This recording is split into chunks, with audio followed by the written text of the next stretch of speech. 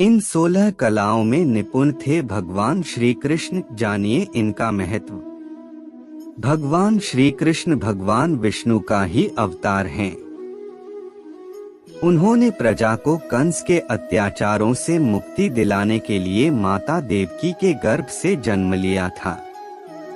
भगवान श्री कृष्ण में यह 16 कलाएं पाई जाती हैं, इसलिए वह सर्वज्ञानी और ब्रह्मांड के ज्ञानी कहलाते हैं। क्या आप जानते हैं कि भगवान कृष्ण की यह 16 कलाएं कौन सी हैं?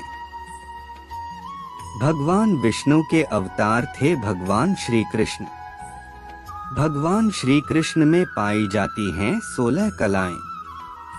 आइए जानते हैं भगवान श्री कृष्ण की इन 16 कलाओं के बारे में।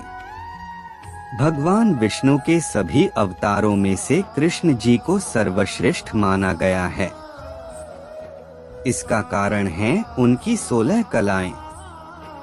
वहीं भगवान विष्णु के अवतार भगवान राम 12 कलाओं का ज्ञान रखते थे। आइए जानते हैं कि भगवान श्री की वह 16 कलाएं कौन सी हैं। क्या होती हैं कलाएं? कला का शाब्दिक अर्थ देखा जाए तो यह विशेष प्रकार का गुण मानी जाती हैं। इन कलाओं के द्वारा ही व्यक्ति अपनी एक अलग पहचान बनाने में कामयाब होता है। माना जाता है कि सामान्य व्यक्ति में अधिकतम 5 कलाएं होती हैं। वहीं श्रेष्ठ मनुष्य में ज्यादा से ज्यादा 8 कलाएं होती हैं। ये हैं भगवान श्री कृष्ण की 16 कलाएं। 1. श्री धन संपदा।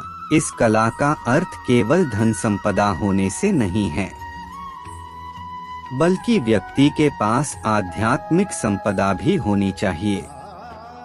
व्यक्ति मन, कर्म और वचन से भी धनी होना चाहिए। इस कला से संपन्न व्यक्ति के घर से कोई भी खाली हाथ वापस नहीं जाता। इसका उत्कृष्ट उदाहरण भगवान श्री कृष्ण हैं। उन्होंने अपने परम मित्र सुदामा को धनधान्य से संपन्न कर दिया था।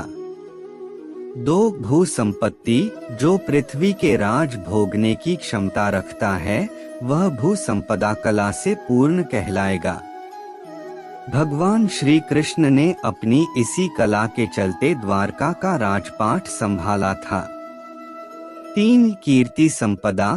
कीर्ति यानी कि ख्याति, प्रसिद्धि अर्थात जो देश दुनिया में प्रसिद्ध हो, लोगों के बीच लोकप्रिय हो और विश्वसनीय माना जाता हो, जन कल्याण कार्यों में हमेशा आगे रहता हो। यह सभी गुण भगवान श्री कृष्ण में मौजूद हैं, इसलिए वह कीर्ति संपदा कला से संपन्न माने जाते हैं। 4. वाणी की सम्मोहकता।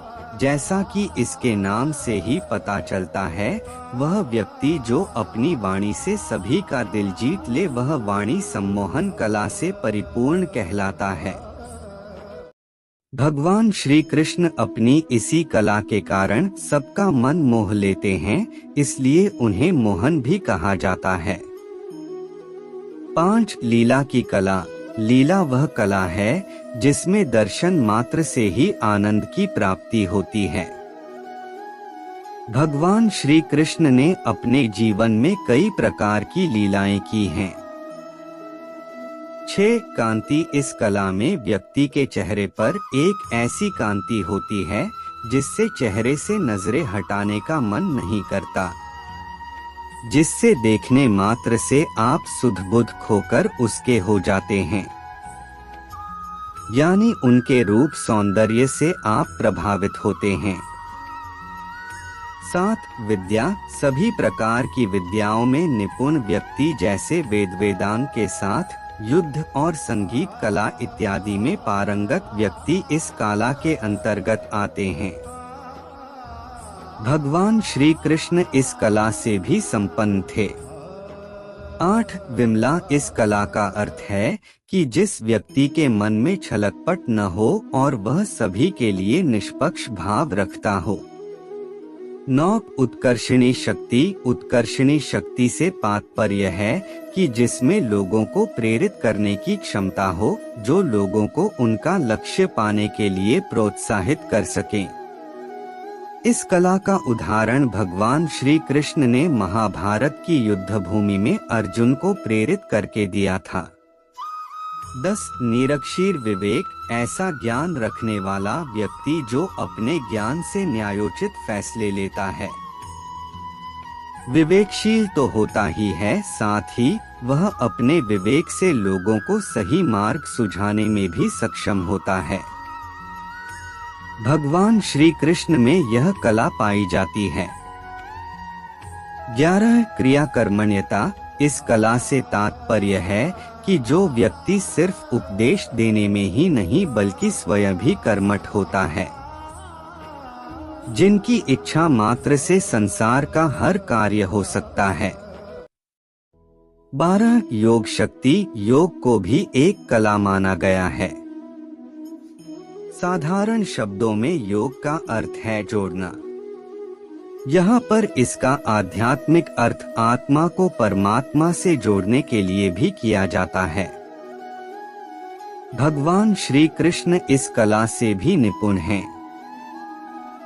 13 विनय, विनय का अर्थ है विनयशीलता, अर्थात जो अहंकार भाव से दूर होते हैं, भले ही वह सर्वज्ञानी हो, सर्वशक्तिमान हो। यह गुण भी भगवान श्री कृष्ण में पाया जाता है।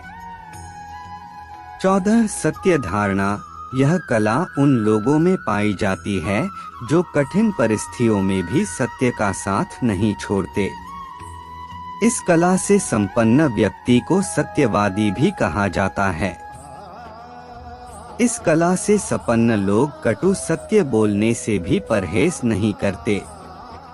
15 आधिपत्य, ऐसा व्यक्ति जो जोर जबरदस्ती से किसी पर अपना आधिपत्य न जमाए बल्कि लोग स्वयं उसे अपना स्वामी मान लें, जिनके आधिपत्य में सुरक्षा और संरक्षण मिले। 16 अनुग्रह क्षमता, जिस व्यक्ति में अनुग्रह की क्षमता होती है वह हमेशा दूसरों के कल्याण में लगा रहता है, परोपकार के कार्यों को करता रहता है। उनके पास जो भी सहायता के लिए पहुंचता, वह अपने सामर्थ्यानुसार उस व्यक्ति की सहायता करते हैं।